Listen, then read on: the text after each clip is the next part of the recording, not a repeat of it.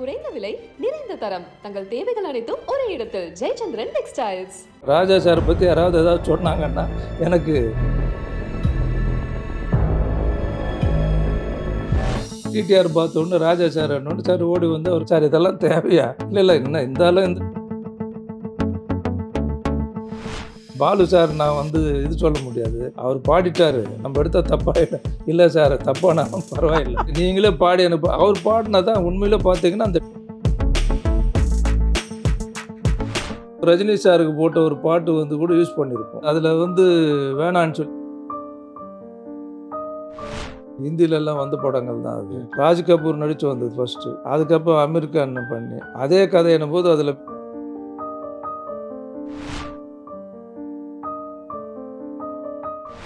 விநியோகஸ்தராக தயாரிப்பாளராக இருந்து திடீர்னு ஒரு இயக்குனராக மாறும்பொழுது வெற்றிகரமாக உங்களுடைய படங்கள் அப்படின்னாலே பாடல்கள் அவ்வளோ அழகான பாடல்கள் எப்படி சார் அமைஞ்சது? ரொம்ப ஆச்சரியமாக இருக்குது எனக்கு. அது வந்து நீங்கள் உங்களுக்கும் இசைஞானி திரு இளையராஜா அவர்களுக்கு நெருங்கிய நட்பின் காரணமாக வந்ததா, எப்படி வந்தது? ஆக்சுவலாக வந்து முதல் படமே நான் வந்து ஈரமான ரோஜா எடுத்தது. அதுக்கு முன்னாடி டிஸ்ட்ரிபியூஷனில் தான் அதிகமான இன்வால்மெண்ட் இருந்தது. நிறைய படங்கள் பண்ணிக்கிட்டு இருந்தது. இப்போ மைடியர் குடிச்சாத்தான்லேருந்து பார்த்தீங்கன்னா அது அந்த மாதிரி ஒரு வித்தியாசமான படங்கள், நிறைய ப்ரொடக்ஷன்ஸு, அப்புறம் நெகட்டிவ் ஃபைனான்ஸு இதெல்லாம் பண்ணிக்கிட்டு இருந்தோம். அப்போ இந்த ஃபைனான்ஸ் பண்ணும்போது என்னென்னா அந்த படங்களெல்லாம் சார் வந்து பார்க்கும்போது ஆல்ரெடி நான் ஃபில்ம் இன்ஸ்டியூட்டில் வந்து டிப்ளமோ ஹோல்டர் டெக்னிக்கலாக. அது ரொம்ப பேருக்கு தெரியாது. ஏதோ குடிச்சாத்தானில் சம்பாதிச்சிட்டாரு அதனால் சினிமாவில் வந்து இறக்கிறாரு பணத்தைன்னு நினச்சாங்க. நான் டெக்னிக்கலாக தான் எதுவுமே வந்து யோசனை பண்ணி தான் பண்ணுவேன் நான். அதனால் என் செலெக்ஷனில் வந்து என்னென்னா சில கருத்து இருந்ததுன்னு சொன்னால் அது நான் பணம் கொடுத்துருந்தா கூட வந்து அந்த சீன் சரியில்லைன்னு ரீஷூட் பண்ண சொல்லுவேன், திரும்ப பணம் கொடுப்பேன். சிலது வந்து ரீரிகார்டிங் நேரத்தில் கூட நிறுத்த சொல்லிவிட்டு ரீல் எடுத்துகிட்டு போய் திரும்ப எடிட் பண்ணி கொண்டு வந்து போட்டு சக்ஸஸ் பண்ணியிருக்கோம். அது 165 நாள் போச்சு அந்த படம்லாம். ஸோ இந்த மாதிரி சில விஷயங்களை இன்டர்வியூ பண்ணாலும் அது நியாயமான அறிவுபூர்வமாக இருக்கணும். முட்டாள்தனமாக என் கருத்து நான் சொன்னேன்னு சொன்னால் அது சில பேருக்கு என்ன இருந்தாலும் ஒரு இன்வால்வ் ஆகி பண்ணுறேன்னு சொல்லும்போது சில பேருக்கு சங்கடமாக இருக்கும். அப்போ நான் நினச்சேன், ஏன் வந்து நம்ம ஒரு டைரக்டர் ஆனால் சில பேர் அது பேச மாட்டாங்க இல்லையா, அதுவும் டைரக்டர் ஆகணும்னு சொன்னால் அன்றைக்கி நான் இருந்த சூழ்நிலையில் பெரிய நடிகர்களை போட்டு கூட படம் எடுத்துருக்கலாம். ஆனால் எனக்கு என்னென்னா புதுமுகத்தை வச்சு ஒரு அட்டம் பண்ணோம். அதில் சக்ஸஸ் ஆனோம்னா அதுக்கப்புறம் நம்ம சொல்ல வேண்டியதில் மற்றவங்களும் வந்து வாய் திறக்க மாட்டாங்க, சார் அவருக்கு விஷயம் தெரியும். ஏன்னா அது வரல என்ன நினச்சாங்கன்னா ஒரு அமைப்பு தலைவர் இல்லை ஒரு டிஸ்ட்ரிபியூட்டர் ஒரு ஃபைனான்ஷியர் இப்படி தான் என்னை பார்த்தாங்க. அப்போ தான் ஈரமான ரோஜா பண்ணும்போது என் கண்டிஷனே என்னென்னா பஞ்சு சார் எனக்கு ரொம்ப க்ளோஸு, என் பிரதர் மாதிரி அவர் பஞ்சு அருணாச்சலம் சார். அவர்கிட்ட நான் சொன்னேன், சார் இந்த மாதிரி ஒரு சின்ன படம் பண்ணலான்னு இருக்கேன், சின்ன லவ் ஸ்டோரி தான், இது ஒரு பெரிய காவியம் கிடையாது, பட் இதுக்கு வந்து சக்ஸஸ் பண்ணணுன்னா எனக்கு ராஜா சார் மட்டும் வேணும். அப்போ ராஜா சார் எனக்கு அவ்வளோ பழக்கம் இல்லை, அதுக்கு என்ன நீங்கள் வாங்க நேராக நம்ம ராஜா தானே நம்ம பேசிக்கலான்னு சொன்னார். நேராக போனால் அவருக்கும் என்னமோ தெரியல, ராஜா சாருக்கு என் மேலே அவர் யூஸ்வலாக அவருடைய ஸ்டைலே வேறு. அது ரொம்ப பேருக்கு என்ன தெரியல. எனக்கு என்ன பொறுத்த வரலாம் அவர் என்றைக்கு என்னுடைய ஃப்ரெண்டு மாதிரி தான் என் பழகுவாரே தவிர அந்த டிஸ்டன்ஸாக எல்லாம் இதெல்லாம் கிடையாது. அதனால் இன்னி வரலும் நான் அவரை எங்கேயுமே விட்டு கொடுக்க மாட்டேன். ராஜா சாரை பற்றி யாராவது ஏதாவது சொன்னாங்கன்னா எனக்கு டென்ஷன் ஆகிடும். அந்த மாதிரி அவர் மேலே எனக்கு ரெஸ்பெக்ட். அதே மாதிரி இங்கேருந்து கம்போஸ் பண்ணுறதுக்கெல்லாம் வந்து ஸ்டுடியோவிலே பண்ணுவாருன்னு பார்த்தேன். இல்லை நம்ம கொச்சினில் போய் பண்ணலான்னாரு. சரி சார் போகலாம் சார்ன்னு சொல்லிட்டு போனாங்கன்னா ஃப்ளைட்டில் போடுறேன்னா வேணாம் கேர் ஜாலியாக நம்ம ட்ரெயின்லேயே போகலாம், என்னடா அது ட்ரெயினில் போகலான்றாருன்னு சொல்லி சரின்னு சொல்லி ட்ரெயினில் டிக்கெட் போடணுன்னா டிக்கெட்டும் போட்டுட்டோம். நான் கூட லெனின் சார் அப்புறம் இன்னும் 2-3 ஃப்ரெண்ட்ஸ் எல்லாம் கூட வந்தாங்க. எடிட்டர் லெனின் சார் இருக்காரு. லெனின் சாருக்கும் அவருக்கும் நல்ல ஒரு இது இருக்குது. ஆனால் ட்ரெயினில் அன்றைக்கின்னு பார்த்தீங்கன்னா இவருடைய டிக்கெட் கன்ஃபார்ம் ஆகலை. அதே ஒரே கம்பார்ட்மெண்ட்டில் தான் இருந்தோம். அப்புறம் டிடிஆர் பார்த்தோன்னு ராஜா சார் என்னொன்று சார் ஓடி வந்து அவர் கன்ஃபார்ம் பண்ணார், சார் இதெல்லாம் தேவையா, நீங்கள் ஃப்ளைட்டில் நிம்மதியாக வந்திருக்கலாம் இல்லையான்னு சொல்லி. இல்லை என்ன இருந்தாலும் இந்த ஜாலி ஒன்று இருக்குன்னு என்னக்கே யாராவது பழகுனா தான் நம்ம எல்லாத்தையும் பார்த்துட்டு தான் வந்திருக்கோம். அப்படியே நான் அந்த அளவுக்கு அப்போயே என்னோட ஒரு நல்ல அட்டாச்மெண்ட்டு. அதே மாதிரி கொச்சினுக்கு போன உடனே அவர் தொழில் பக்தின்றது போய் வந்து நாங்கள் குளிச்சுட்டு ரெடி ஆகிறதுக்குள்ளே ரெடி ஆகிட்டான், வாங்க ரூமுக்கு வாங்கன்ட்டார். சரின்னு சொல்லிட்டு ரூமில் போய் ஒரு 10-15 மினிட்ஸ் தான் இந்த லைன் சொல்லியிருப்பேன். சரி ஒரு 8 டியூன் போட்டார். ஆக்சுவலாக 8 டியூன் டோட்டலாக. அதுலேயே நான் சொன்னேன், சரி 8 நம்பர் எனக்கு ஒத்து வராது, ஸோ ஒரு 7 டியூன் மட்டும் நான் எடுத்துக்கிறேன் சார், அது மட்டும் போடுங்கன்னு அது முடிச்சிட்டாரு. இப்போ இதோட என்னென்னா சிவாஜி ஃபிலிம்ஸ் படம் ஒன்று இருந்தது, அப்புறம் பாரதி ராஜாவுக்கும் ஒன்று, மொத்தம் 3 படத்துக்கும் கம்போஸ் பண்ணது. மைடியர் மார்த்தாண்டா ஒன்று சிவாஜி ஃபிலிம்ஸு, பாரதி ராஜா சார், இது கார்த்திக்கும் அந்த படமும் பெரிய சாங்ஸ் எல்லாம் நாடோடி தென்றல். நாடோடி தென்றல் கரெக்ட், அதுவும் பெரிய ஹிட். இந்த 3 படமே சாங்ஸ் வந்து ரொம்ப ஹிட்டு. எனக்கு படம் வந்து ப்ளஸ் ஆனதுக்கு ராஜா சாருடைய மியூசிக்கு தான் அதிகமாக நான் சொல்லுவேன். அவருடைய பர்சன்டேஜ் தான் அதிகம். அந்த 8வது டியூன் வந்து வேற எந்த படத்துல தான் யூஸ் பண்ணியிருக்காங்க தெரியுமா உங்களுக்கு? அது நான் அவ்வளோ கவனிக்கல. ஆனால் உங்கள் கவிஞர் முத்துலிங்க அவர்கள் உங்கள் வீட்டு பக்கத்தில் தான் இருக்காரு. அவரு அந்த உங்கள் படத்தில் எழுதினார் அந்த பாட்டு, அது பெரிய செம்ம ஹிட்டு போடு. ஆமாம், அது ஆக்சுவலாக வந்து அதில் ஆக்சுவலாக 2 விஷயம். அந்த சாங்கு எல்லாம் கேட்டுக்கிட்டு இருக்கும்போது அந்த சாங் எனக்கு என்னென்னா ஸ்லோவாக இருந்தது. ஏன்னா உங்களுக்கு தெரியும் ஆடியன்ஸ் எல்லாம் வந்து எக்ஸிபிட்டராகவும் இருந்ததுனால ஆடியன்ஸ் பல்ஸ் வந்து நமக்கு தெரியும். கொஞ்சம் ஸ்லோ ஆச்சுன்னாவே பிஜிஎம் டப்புன்னு எழுந்துக்குவாங்க, அதுலேருந்து கிளம்பிடுவாங்க. இது வந்து எல்லாம் பழக்கம்தான். அப்போ வந்து முன்ன மாதிரி செல்ஃபோன்ஸு கிடையாது. இந்த படம் வந்து அந்த பாட்டுக்கு மட்டும் நான் ரொம்ப கவனம் பண்ணி என்ன பண்ணேன், ஈவன் மாஸ்டர் எனக்கு வந்து ப்ளஸ் பாயிண்ட் ரகுராம் மாஸ்டர், அவர் தான் எல்லா சாங்குமே பண்ணார். ஸோ அவர் ஒரு நம்ம ஃப்ரெண்ட்லியாக இருந்ததுனால உட்காந்து இந்த சாங்குக்கு மட்டும் எவ்வளோ செலவானாலும் கொஞ்சம் ரிச்சாக பண்ணணும். ரிச்சாக பண்ணுறது மட்டும் இல்லாமல், ஏன்னா இது ரொம்ப ஸ்லோவாக இருக்குது, சாங் நல்லா இருக்குது, பட்டு எழுந்துடக்கூடாது சார். ஏன்னா சாங்கு அந்த பிளேஸ்மெண்ட்டும் கரெக்டாக இருக்கணும். பிளேஸ்மெண்ட்டு ரொம்ப முக்கியம். எந்த பிளேஸ்மெண்ட்டில் நம்ம சாங்கு பொறுத்துருமோ அதுவும் ஒன்று இருக்குது. ஆடியன்ஸே ஏந்து போகிறாங்கன்னா பிளேஸ்மெண்ட் சரியில்லைன்னா போயிட்டே இருப்பாங்க. ராஜா சார் கரெக்டாக அந்த பிளேஸ்மெண்ட் எங்கே அதில் அவருக்கு தெரியாது. அவருக்கு ஆக்சுவலாக வந்து என்னையும் அவர் என்ன நினச்சாருன்னா, நம்மளை ஃபைனான்ஷியலாகவும் டிஸ்ட்ரிபியூட்டராக பார்த்துட்டு நான் எங்கே வந்து சும்மா ஏதோ பஞ்சு சார் சொல்கிறாரேன்னு சொல்லி அவர் எங்கே டபுள் பாசிட்டிவ் பார்த்துட்டு கூப்பிட்டாரு. என்ன யார் நீங்கள் ஏதோ விளையாட்டுத்தனமாக ஜாலிக்கு படம் எடுக்கிறீங்கன்னு பார்த்தா இவ்வளோ நல்லா பண்ணியிருக்கீங்க, நீ ஹிந்திலையும் பண்ணியிருக்கலாம், வாங்கன்னு சொல்லி காரில் ஏற்றிக்கிட்டு நேராக வீட்டுக்கு கூப்பிட்டு வந்து ரொம்ப நேரம் பேசிக்கிட்டு இருந்தோம். அவர் இவ்வளோ பாராட்டுவாரன்னு நான் எதிர்பார்க்கல. ஸோ அந்த மாதிரி அது உருவான ஒரு இது. அந்த அதில் எல்லா பாட்டுமே ஹிட் ஆகிடுச்சு. நல்ல காலேஜ் ஸ்டூடெண்ட்ஸு தான் இன்றைக்கி ரொம்ப ரசித்தாங்க. அதுக்கப்புறம் ஆவாரம் பூவில் பார்த்தீங்கன்னா அதிலும் அதே மாதிரி தான் 4-5 பாட்டு அருமையாக பயங்கரமான பாட்டு. அது நல்ல ஒரு வித்தியாசமாக இருக்கும் கதையை வந்து. ஆமாம். அது எப்படி சார் அவருடைய கேரக்டர் சொல்கிற மாதிரி ஒரு சாங் ஒன்று உண்டு ஆவாரம் பூலே வந்து வினித்துடைய வினித் அறிமுகப்படுத்தினாங்க. அதில் அதெல்லாம் வெளியூர் எங்கேயும் போல. கம்போசிங் வந்து ஃபிஷர்மேன் கோ இருக்கு இல்லையா, அங்கேயே பண்ணார். இதே மாதிரி அவர் கம்போஸ் அந்த சாங்கு போட்டாருன்னு சொன்னால் டியூனு வந்து நீங்கள் 5 பாட்டு அவர் எடுத்துக்கிட்ட நேரம் பார்த்தீங்கன்னு சொன்னோம்னா ஒரு 20 நிமிஷம் கூட இருக்காது.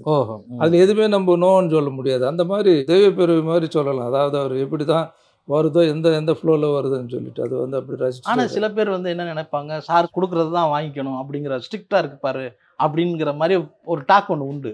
உங்ககிட்ட டியூனை வாங்கும்போது கேட்கும்போது என்ன உரையாடுவீங்க? அவர் வாய்ஸ்லேயே சிலது அந்த டம்மியாக போடுவார் இல்லையா. ஆமாம், அந்த ததகாரம் பண்ணும்போது அந்த இதுலேயே அந்த டியூனில் ஏதோ நல்லா இருக்கிற மாதிரி ஒரு ஃபீல் இருக்கும். ஆலோலம் பாடி அசைந்தாடும் ஆவாரம் பூன்னு சொல்லி பிகினிங்கில் ஒன்று மாண்டேஜ் சாங் ஒன்று வரும். அது ஆக்சுவலாக பாடினது வந்து பாலு சார் பாடினார். பாலு சார் சொல்ல வேண்டாம், அவர் ஒரு பெரிய லெஜெண்டு. ஆனால் எனக்கு இன்னமும் சார் வந்து அந்த டியூனு கம்போஸ் பண்ணும்போது டம்மியாக போட்டார் பாருங்கள் அவர் வாய்ஸு. எனக்கு அது நான் டேப் வச்சுருந்தேன். அது கேட்டுட்டு சார் எனக்கு என்னமோ நீங்கள் பாடினது தான் சார் நல்லா இருக்குது. ஏன்னா பாலு சார் நான் வந்து இது சொல்ல முடியாது, அவர் எனக்கு நல்ல ஃப்ரெண்டு கூட. பட் இருந்தாலும் அது எப்படி சொல்கிறதுன்னு தெரியல. நீங்கள் தான் இல்லை வேணாப்பா, அவர் பாடிட்டார், நம்ம எடுத்தால் தப்பாகிடும். இல்லை சார் தப்பானாலும் பரவாயில்லை, நான் பேசிக்கிறேன், நீங்கள் அதை எனக்கு நீங்களே பாடி எனக்கு அவர் பாடினா தான் உண்மையிலே பார்த்தீங்கன்னா அந்த டெப்த்து ஃபீலிங் உள்ள பாட்டுக்கள்லாம் ராஜா சார் வாய்ஸு அது யாரும் இது பண்ண முடியாது. வனஜா கிரிஜா படத்தில் வந்து ஊர்வசிக்காக ஒத்தையிலே நின்னவன பாட்டை வந்து சித்ரா அவர்கள் குரலை மாற்றி பாடியிருப்பாங்க. இந்த புதுமையான ஒரு ஐடியா வந்து எப்படி வந்தது, அது ரெக்கார்ட் பண்ணப்பட்ட விதத்தை பற்றி சொல்லுங்கள். சாருக்கு வந்து சொல்லும்போது அந்த கேரக்டரு சொன்னோம். அங்கே ஆக்சுவலாக ஊர்வசி வந்து பர்ஃபார்ம் பண்ணுறதுக்கு முன்னாடி 2-3 ஆங்கிளில் பர்ஃபார்ம் பண்ணி காமிச்சாங்க. எனக்கு அதில் சூட் ஆனது இந்த ஒரு இன்னோசென்ட்டு ஒரு வேலைக்காரி சரி வராங்கன்னு சொல்லும்போது அவங்களுக்கு இந்த கேரக்டர் நல்லா இருக்குன்னு இந்த ஸ்டைலில் பண்ணுங்கன்னு சொல்லி நினச்சோம். இதில் பியூட்டி என்னடான்னா டப்பிங் நேரத்தில் வரும்போது அவங்களுக்கு ஒரிஜினலாகவே வாய்ஸ் போயிடுச்சு, வாய்ஸே வரல. சோக்க சார் இல்லை சார் என்னால் இப்போ பண்ண முடியாது, டோட்டலாக போயிடுச்சு, நீ பாருங்கன்னா காற்று வருது. நான் என்ன சொன்னேன், அப்புறம் லெனின் சாரையும் கூப்பிட்டேன். ஏவிஎம்மில் தான் இருந்தது. சார் இது எனக்கு என்னமோ இந்த வாய்ஸ் வந்து பெக்யூலராக தெரியுது, நல்லா இல்லைன்னா கூட இந்த ஏன்னா காமெடி கேரக்டர் தான், அதனால் இவங்களை இப்படியே பேச வச்சோம்னா இது ஒரு ஏதோ நம்ம ஏதோ பெக்யூலர் உண்மையில் அது ரொம்ப பாராட்டினாங்க எல்லாமே. ஆக்சுவலாக பார்த்தா அவன் பாவம் ஆயுர்வேதிக் மாத்திரைங்க ஒரு டப்பா எடுத்துகிட்டு வந்து அப்பப்போ வாயில் போட்டுக்கிட்டே பேசினாங்க பாவம். போயிட்டு அவங்களும் அதான் சொன்னாங்க, சார் நீங்கள் பாட்டுக்கு பேச சொல்லிட்டீங்க, நானே நினச்சேன். அதுக்கப்புறம் நல்லா அதனாலே வந்து அது வந்து நல்லா வந்தது அந்த கேரக்டர். அதுக்கப்புறம் நிறைய பேர் இந்த பேட்டர்னில் கூட ஊர்வசியை வந்து பயன்படுத்துனாங்க. இன்னொன்று அந்த வனஜாகிரிஜியில் வந்து வீராவுக்கு ரஜினி சாருக்கு போட்ட ஒரு பாட்டு வந்து கூட யூஸ் பண்ணியிருப்போம். அதில் வந்து வேணான்னு சொல்லி விட்டாங்க அதை. ஏன்னா பஞ்சு அருணாச்சலம் தான் அதுக்கும் ப்ரொடியூசரு, இதுக்கும் அவர் தான் ப்ரொடியூசர். நான் சொன்னேன், ஏன்னா எனக்கு எப்போவுமே பஞ்சு சார் மேலே அவர் நல்லா இருக்கணும் தான் நான் நினைப்பேன். நம்ம ஒன்றும் டைரக்டர்ன்றதுனால இதெல்லாம் நம்ம டைரக்டர்ன்றதே ஒரு பொழுது போகிறதுக்கு தான் நான் பண்ணேன். எனக்கு ஒன்றும் அது ஒன்றும் ப்ரொஃபஷனாக நினச்சி நான் பண்ணல. அது அதில் அந்த பாட்டு எதுக்கு வேஸ்ட்டாக திரும்ப அதுக்கு எது பண்ணணும்னு சொல்லி அந்த பாட்டையே நான் 2 பேருக்கும் யூஸ் பண்ணியிருப்பேன், நெப்போலியனுக்கும் ராம்கிக்கும். வீராக்காக பண்ணி வீரா அப்புறம் மாற்றிட்டாங்க, வீராவுக்கு வேறு சாங் போட்டாங்க. மாயாபஜார் படம் உருவான இது எப்படி சார்? இந்த கேரக்டர் சக்ஸஸ் ஆன ஒன்று ஓ சார் ஊர்வசி என்ன ஹீரோஸ் தேடுறது அது சீக்வலா இல்லை, அதாவது அதோட தொடர்ச்சியாக இல்லை, வனஜாகிரி அதுக்கு தொடர்ச்சி கிடையாது. ஊர்வசிக்கு நம்மளோட வந்த பிறகு என்னென்னா உங்களுக்கு ஏன்னா ஃபஸ்ட் டைம் நான் டைரக்டராக வந்து அவங்க சந்திக்கிறது. ஈரமான ரோஜாலாம் பண்ணியாச்சு. நான் என்ன பண்ணிட்டேன், சின்ன சின்ன ஷார்ட் எடுத்துகிட்டு அங்கே 2-3 ஒரு நாள் அன்றைக்கி அப்படி எடுத்தோம். அந்த ஃப்ரிட்ஜு ஆண்டு படுத்துக்கிட்டு இருக்குது அப்படி இப்படி. அவங்களுக்கு ஒரு சின்ன டவுட் என்னன்னா, ஏன்னா அவங்க நிறைய படங்கள் பண்ணிவிட்டு நல்ல நடிகர் திலகம் மாதிரி லேடிஸில் பார்த்தீங்கன்னா அந்தளவு பர்ஃபார்மர். ஊர்வசி வந்து சாதாரண ஆள் கிடையாது, வெரி பிரில்லியன்ட் ஆர்டிஸ்ட்டு. அவங்கள ஒரு சின்ன டவுட் வந்து என்ன கேட்டாங்க, என்ன கேட்கறதுக்கு சங்கடப்பட்டு ரைட்டர் பிரசன்னகுமார் இருந்தார், அவர்கிட்ட கேட்டாங்கன்னா, சார் இந்த மாதிரி சின்ன சின்ன இதுவாக இருக்குது, எதுவும் இது இல்லாமல் இருக்குது, எனக்கு கொஞ்சம் டவுட்டாக இருக்குது சார், கேரக்டரு எப்படின்றது பண்ணலாமா வேணாமா, எப்போ ஷூட்டிங் பண்ண பேர் என்ன நினைக்கிறாங்க ஒன்று இல்லை இப்படி சொல்கிறாங்க சார் என்ன ஒன்று. சரி அப்படியே சரி நாலுலேருந்து பார்த்துக்கலான்னு மறுநாள் என்ன பண்ணேன், எல்லாமே ஒரு 250 ஃபீட் அந்த மாதிரி லெங்க்தி சீன்ஸ் வந்து பார்த்தோம்னா ஒட்டு அது அவங்களுக்கு அந்த பேட்டர்ன் வந்து ஏன்னா நல்ல பர்ஃபார்மர்ன்றதுனால ரொம்ப நல்லா பண்ணாங்க. அதே மாதிரி அது பெரிய சக்ஸஸும் ஆச்சு. அந்த பேட்டர்ன் எல்லாமே லெங்க்தி ஷார்ட்டாக இருக்கும், lengthy performance at A time cut பண்ணாமல் பண்ணணும், சிங்கிள் ஷார்ட்டில் பண்ண வேண்டியதெல்லாம் இருந்தது. காதல் ரோஜா படம் 10 பாட்டு எப்படி சார்? 10 பாட்டு அவ்வளவு முத்து பாட்டாக வந்துருச்சு அப்படி. அது அதே மாதிரி ஹிந்திலெல்லாம் வந்த படங்கள் தான் அது. ஸோ அது திரும்ப ஹிந்தியில் அமீர் கான் வேறு நடித்து, திரும்ப ராஜ் கபூர் நடித்து வந்தது ஃபஸ்ட்டு. அதுக்கப்புறம் அமீர் கான் பண்ணி அதே கதையினும் போது அதில் மெயின் சாங்ஸு தான். அதில் என்னென்னா ஒரு ஃபெமிலியர் ஹீரோவாக இருந்தால் ஹிட்டாக இருந்திருக்கும். ரெண்டாவது ப்ராஜெக்ட்டும் வந்து என்னென்னா 3 வருஷம் தள்ளி போச்சு. சென்சார் பண்ணதுலேருந்து 3 வருஷம் ஆயிடுச்சு. அது லேட் ஆனதுனால அது சரியாக. ஆனால் பாட்டு பயங்கர ஹிட் தான் இப்போவும் ஹிட். பாட்டு கம்போசிங் ரெக்கார்டிங் ராஜா சாரோடைய நடக்கும் பொழுது நடந்த சம்பவங்கள் ஏதாவது உங்களுக்கு உண்டா சார்? நிறைய சம்பவங்கள் இருக்குது. ஏன்னா 1-2 இல்லை, அது வந்து ஆனால் ஆக மொத்தத்தில் எனக்கு வந்து அவரோட குறை சொல்கிற மாதிரி எந்த ஒரு விஷயம் கூட கிடையாது, எல்லாமே ப்ளஸ்ஸாக தான் சொல்ல முடியும். ஜாலியாக மற்ற விஷயங்கள் எல்லாம் பேசிக்கிட்டு இருப்பார். என்னமோ என்னோட பழகும்போது அவர் மற்றவங்களோட அப்படி தான் இருப்பார். ஒரு சில பேருக்கு அந்த சின்ன சின்ன கருத்து வேறுபாடு இருக்கும். நான் அந்த மாதிரி காலில் விழுறதும் கிடையாது, கால் வாடுறதும் கிடையாது, எனக்கு ரெண்டும் தெரியாது. ஆக்சுவலாக நான் யதார்த்தமாக பேசிடுவேன், நேராக கதவு திறந்துட்டு போயிட்டு. இப்போ கார்த்திக் ராஜா கிட்டத்தட்ட இளையராஜா அவர்களுடைய அந்த பொட்டன்ஷியல் உள்ள ஒரு நல்ல டேலண்டட் அவரை பற்றின அலெக்சாண்டர். அதனால தான் முதல்ல விஜயகாந்த் சார் வச்சு பஞ்சு அருணாச்சலம் தான் ப்ரொடியூசரு. அந்த அலெக்சாண்டர் படத்துக்கு அன்னைக்கிலியன்றதுனால ஆளை வைக்கலான்னு சொல்லிட்டு தான் அலெக்சாண்டர் வச்சோம். அது ஃபஸ்ட்டு படம் கார்த்திக் ராஜா நல்லா பண்ணியிருந்தார். அதில் ஒரு பாட்டெல்லாம் கூட பெரிய ஹிட். அது ஆமாம், நதியோரம் தென்றல். அது ஆக்சுவலாக ஊட்டியில் அப்போது அலெக்சாண்டரும் போது எனக்கு நான் 3 படம் பண்ணிக்கிட்டு இருந்தேன். ரெட்ட ரோஜா ஒரு படம், அதில் குஷ்புவும் ஊர்வசி இருக்காங்க. எனக்கு ஒரு மகன் பிறப்பான், அதுவும் அந்த படத்துலேயும் குஷ்பு. அப்புறம் இந்த படம் அலெக்சாண்டர். ஸோ இந்த 3 படமே கிளாஷ் ஆகி நடந்துகிட்டு இருந்தது. அப்போது எப்படி ஒர்க் பண்ணீங்க சார்? இல்லை அது எனக்கு ரொம்ப அது என்னமோ தெரியல. அவனை ஒரு வேளை பேசிக்காகவே நான் வந்து ரொம்ப ஷூட்டிங்கில் எல்லாம் போய் கத்துறதெல்லாம் கிடையாது. சேர் போட்டு இன்ஸ்ட்ரக்ஷன் மட்டும் கொடுப்பேன். அத்தனைக்கு மானிட்டர் இல்லை, இப்போது டைரெக்டாக இது தான். அதனால் அது வந்து எனக்கு டென்ஷனும் கிடையாது. ஏன்னா என்னுடைய இதில் வந்து பார்த்திங்கன்னா க்ளீனாக ஷார்ட் எல்லாம் பிரித்து அழகாக கொண்டு போய் எதுவாக இருந்தாலும் அங்கேயே சொல்லிவிடுவோம். என்னன்றது பர்ஃபார்ம் பண்ணுற ஆர்டிஸ்ட் எல்லாம் கூட நல்ல நாலேஜ் உள்ளவங்கன்றதுனால புதுமுகம் தான். ஃபஸ்ட்டு எனக்கு ஈரமான ரோஜாவில் தான் கொஞ்சம் டென்ஷனு. ஏன்னா 2 பேருமே புதுசு, மோகினியும் புதுசு, சிவா புதுசு. அந்த படத்துக்கு தான் நம்ம கொஞ்சம் ஸ்ட்ரெயின் பண்ணணுமே தவிர, இதில் வினீத் வந்துட்டார், நாசர்ன்றதுனால ஆவாரம் பூ அப்படி ஆகிப்போச்சு. அதனால் இங்கே டென்ஷன்ன்றது ஒன்றும் இருக்காது. இப்போது கார்த்திக் ராஜா அவர்கள் வந்து அவருடைய பெரிய உச்சத்தை அடைந்திருக்கணும். அப்படி வந்து அவர் களம் இறங்காததுக்கு என்ன காரணமாக இருக்கும் அப்படின்னு நினைக்கிறீங்க? எனக்கு பண்ணது வந்து அருமையாக பண்ணியிருந்தார். நல்ல ரீரெக்கார்டிங்லேருந்து எல்லாமே வந்தார். ஒருவேளை அப்பா கூடவே இருந்ததுனால, அதில் அவர் டைட்டாக இருந்ததுனால முடியாமல் போச்சா? பெரும்பாலும் அவர் தான் சிலதெல்லாம் பண்ணுவார். இப்போ உங்களுடைய படங்களில் முதல் படத்துடைய ஹீரோ ஹீரோயினை வந்து இன்னைக்கு இருக்கிற தலைமுறையினர் வரைக்கும் மறக்காமல் இருக்காங்க. அந்த கதையும் அந்த பாடலும் எப்படி அவங்கள செலக்ட் பண்ணீங்க சார்? மோகினி எப்படி செலக்ட் பண்ணீங்க? சிவாவை எப்படி செலக்ட் பண்ணீங்க? சிவா வந்து அவங்க ஃபாதர் வந்து ஆர்மியில் இருந்தார் இங்கே தாம்பரத்தில். யாரோ ஒருத்தர் இன்ட்ரடியூஸ் பண்ணி ஸ்டூடெண்ட்ஸ் இதில் சொல்லும்போது சொன்னாங்கன்னு நினைக்கிறேன். அப்புறம் ஹேர் ஸ்டைல் எல்லாம் ஒரு மாதிரி இருந்தது. நான் தான் கூட்டிகிட்டு போய், நான் எங்கே ஹேர் கட் பண்ணுறேனோ அதே இடத்துல கொண்டு போய் கொஞ்சம் ஷேப்பெல்லாம் பண்ண சொல்லி அவனை பண்ணான். மோகினி வந்து பஞ்சு அருணாச்சலத்தினுடைய டிரைவர். அவர் ஆக்சுவலாக கண்ணதாசன் சார்கிட்ட இருந்தவர். நான் இந்த மாதிரி தேடிட்டு இருக்கேன்னு எங்கூட க்ளோஸாக பழகுவார்.